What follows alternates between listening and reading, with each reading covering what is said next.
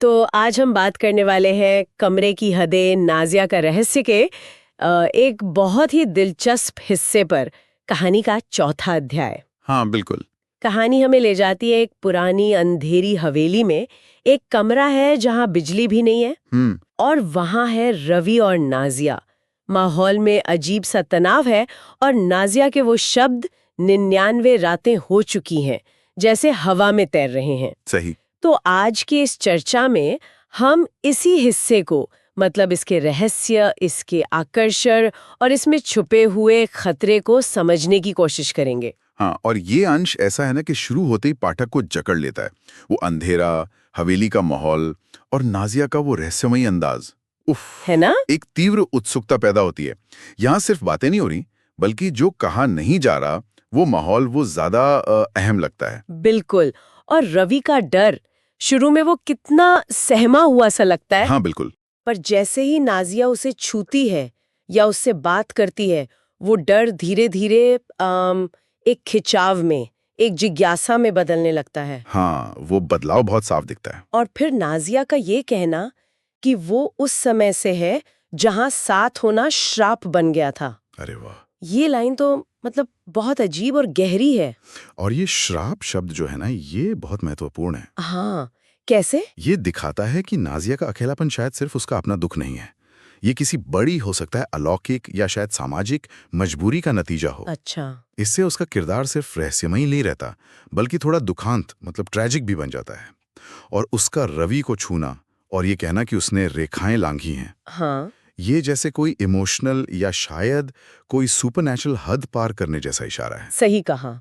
और इसी रहस्य को वो और आगे बढ़ाती हैं जब वो रवि को अपने पास बुलाती हैं, पलंग कर बैठने को कहती हैं।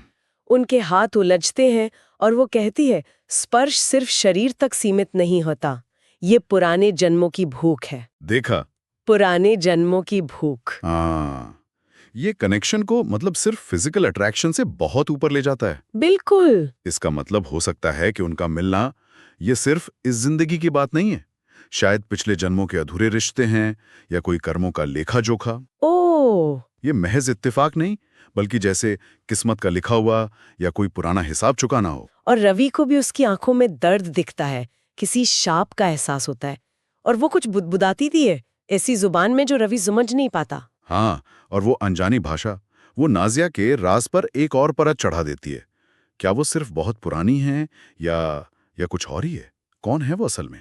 और फिर वो पल आता है जब वो बेहद करीब होते हैं, उनके होंठ मिलने ही वाले होते हैं कि तभी कमरे में अचानक एक ठंडी लहर दौड़ जाती है। हाँ, जबकि सब बंद है, खिड़की, पंखा सब बंद, फिर भी वो बर्फीली हवा। और नाजिया एकदम पीछे हट जाती है, कहती है तुम तैयार नहीं हो। और वो चेतावनी कि अगर वो उसे पूरी तरह छू लेती तो वो बच नहीं पाता। ये चौंकाने वाला है। और जैसे ही वो ये कहती है, बत्ती अपने आप जल जाती है और नाजिया गायब।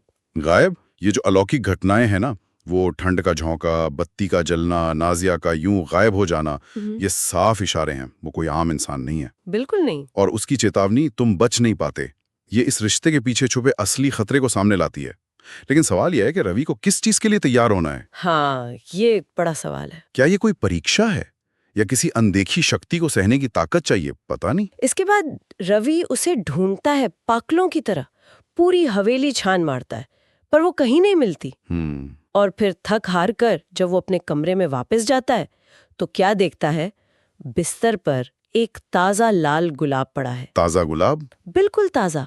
और पंखुड़ियों पर नमी है, जैसे किसी ने अभी अभी उस पर सांस छोड़ी हो। ओह, ये तो और भी अजीब है। और पास में एक छोटा सा कागज, पुरानी स्याही से लिखा है सिर्फ 2 शब्द, कबूल है। गुलाब जो आमतौर पे प्यार का इजहार होता है, और साथ में ये सवाल कबूल है, ये पूरी स्थिति को बहुत उलझा देता है ना? ये सुनने में तो शादी के प्रस्ताव जैसा लगता है, पर इस डरावने अलौकिक माहौल में इसका मतलब क्या है? वही तो। ये रवि के सामने एक चॉइस रख दिया गया है, एक फैसला।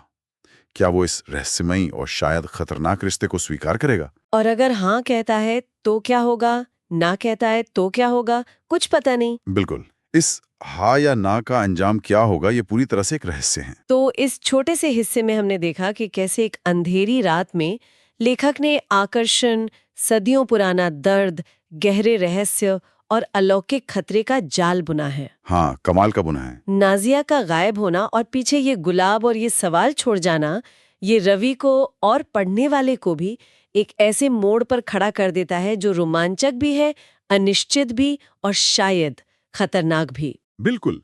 और यहाँ सोचने वाली बात ये रह जाती है कि स्रोत में स्पर्श और नजदीकी को आत्मा और पिछले जन्मों से जोड़ा गया है। हाँ। लेकिन साथ ही एक बहुत गहरे खतरे का इशारा भी दिया गया है।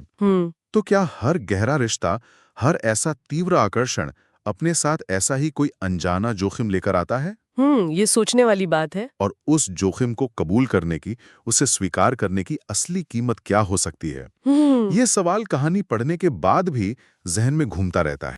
Subscribe now and press the bell icon. Never miss an update.